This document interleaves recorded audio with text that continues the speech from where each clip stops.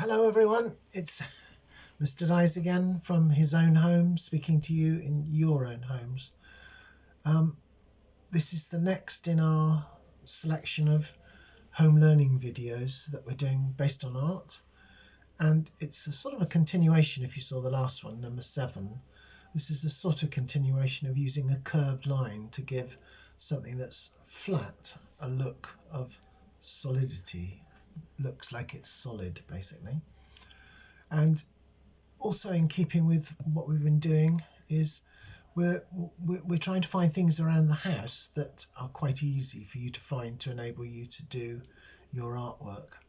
So you'll find a hand and a pencil. So a hand and a pencil at the moment is all we need. So and we're going to be working with curved lines again. So without further ado, I'll show you what we're going to do. So here we are, and this is where the hand is going to come in handy, as it were. All I had is a piece of paper, and on that white piece of paper, again I've had it portrait, so I've got the shorter side towards me, and then I've put my hand down on the paper and spread my fingers and thumbs and pushed this part of the wrist down onto the paper, and then very carefully I got a pencil, and from that pencil I pushed the pencil quite into my hand as I went around to guide where the pencil was going. So that's going to be pushed into the hand like so. It's going to come round and round and round and round, and then it's going to come back round here, so I've got part of my wrist in. When I take that off the paper, now I've done this with a felt tip pen so you can see a bit more clearly, but if you do it in pencil that'll be fine. If you want to go over the top in felt tip pen, then you're quite welcome to do that. So having done one, especially if I did it in felt tip pen, I could put a clear piece of paper over the top. Let me just show you a clear piece of paper a minute. I've got it here. Yeah, a clear piece of paper over the top, and you can see that I can just see through that paper just lightly. It's like a tracing paper, and so I can trace over that line. I'll just do one to show you. If I do it carefully, I can trace over that line, and then I can make as many of those as I want. Each one will be slightly different. But there's the 4 fingers and the thumb, and that little bit of wrist is quite helpful to have in as well. Now there's a number of ways that we can use that hand now to make patterns and pieces of artwork. The first one that I said we were going to do is we're going to use the curved lines that we did before when we in Home Art Learning 7. So I'm just making sure that these lines are curved, because as we know, by making them curved it gives the appearance that this is not flat. So I'm just going to go through here. Once you've done all of the fingers and the thumb, and it's quite good to try and finish at this point here, so maybe that's a good tip. Maybe start at this point so you know you're going to get to that point. So we're going through, I'm doing it quite quickly. So start off where the fingers meet the palm, and then those curved lines can come through like so. And I'll do the same with the thumb. That's going to come round like that. And then I've got that line, so I can take that round, the big line that goes around. And I'm following the line I did before. I'm trying to keep the same sort of distance between the two lines. Let's see how that works out. Come through, come through, come through. And so we've got that hand, which now looks like it's more solid. It's got a more rounded, it's got some what we call form to it now. And again, you can use your crayons. I'll do it again. So it's quite good to colour one, leave one. So I'm going to colour that one, leave that one, colour that, leave that.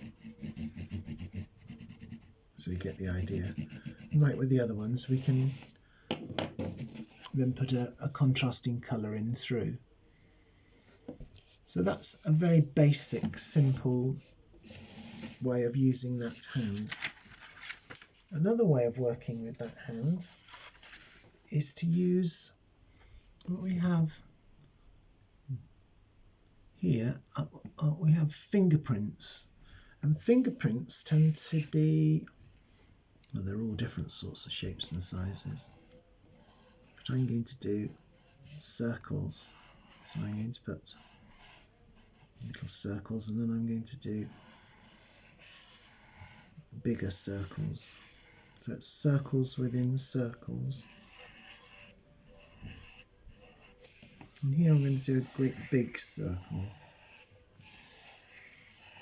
I'm going to do circles within circles.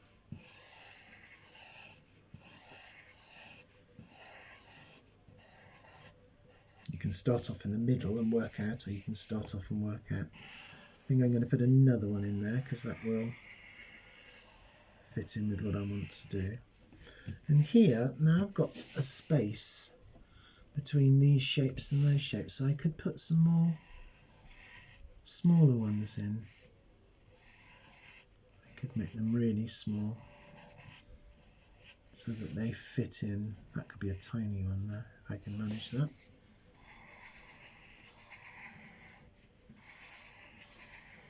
So what I'm going to do is I'm going to use these patterns to fill in those shapes. And I might take another big one here.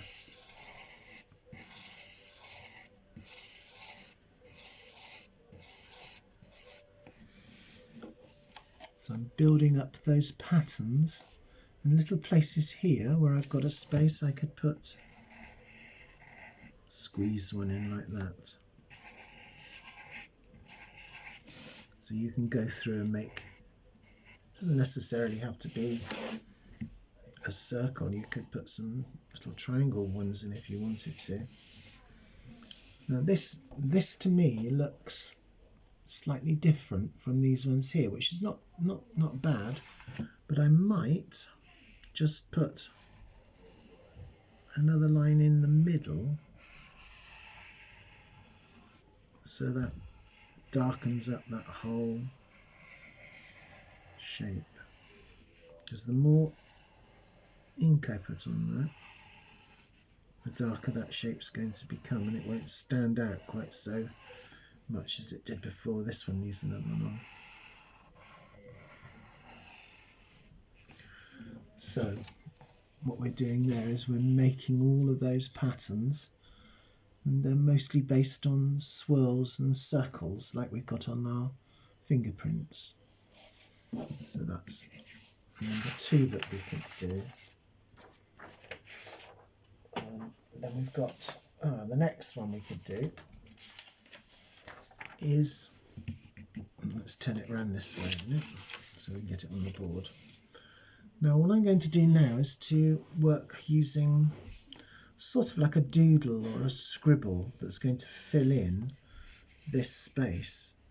So I'm just going to go round and round and round, but I'm going to try and keep within those lines. So although I'm scribbling, when I come around here I've got more, but when I come up to the lines I've got to be a little bit more careful than that. So it's just a round and round scribble. It's almost like you've made this hand out of wire or something that you've scrunched up. So again, when I come up here, I need to be a little bit careful that I'm watching the lines all the time so I don't go over those lines. And as you know, the more we put on, the darker it becomes. So it's quite nice to keep that scribble so that we can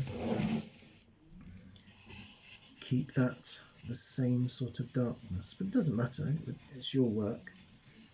You do as you please, and there I've gone out of the line there. So it does happen, but if you're doing it with pencil, that doesn't really matter, does it? Because you can always give that a rub out. And this is much freer because it's a bigger space. And now I can just scribble around. If you can see now, this is slightly lighter, isn't it, this area here? Now you might want to leave it like that, or you might want to just put a bit more scribble on top. So that's given us the three different, we've got the hand with the pattern, we've got the hand that looks solid, and this one looks actually quite solid, but it's just scribble. And then of course the last one that I'm going to show you is one that you can do a little bit more carefully, because we're going to look at really carefully at our fingers now.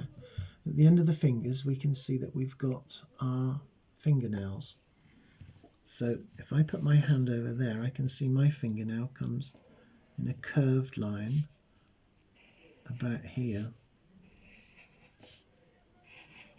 Now the interesting thing about this thumb is that I can't see, I haven't got my thumb turned right round like so, it's turned there.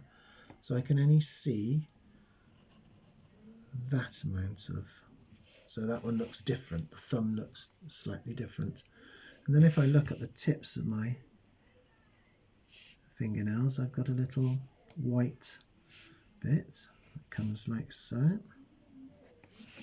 And then if I look at my knuckles, this knuckle here, they've got these little lines that go across where the skin has to bend.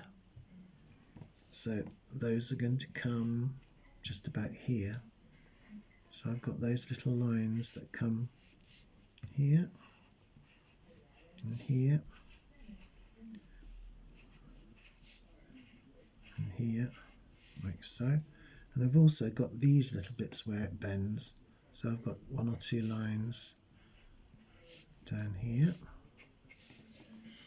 With my thumb, I've got the knuckle that comes here. I've also got, if I look at my hand, I've got little creases that come, got little creases, my old hand here. And I've got, well, I've got all sorts of things going on there. But we've got these, you can see what are called the tendons, which make your fingers, enable them to move. So if you look really carefully at the back of your hand, you can see some of these marks. Got the odd freckle around, and then I've got little bits of this. I always forget what this is called. Cuticle, I think it is. That comes on the nail like that, where your nail meets your hand. So have a really good look. It's really, drawing's quite a lot about looking and seeing what you've got in front of you. So have a look and see all the little things that you can find on your fingers and your hands, and have a go at making a representation, a copy of your hand. So we've gone from the really quite easy through to the things that need a little bit more help and a little bit more thought, and finishing up with this one, which really needs you to look as carefully as you possibly can. So you choose which ones you'd like to do, and of course the last one is have a go yourself at making up some way of making patterns that will make that hand look amazing. And then maybe you could cut them out, stick them onto another piece of paper, do with what you want, or just have a bit of fun doing them. So I hope you enjoy doing those, and hopefully I'll see you again soon. Bye.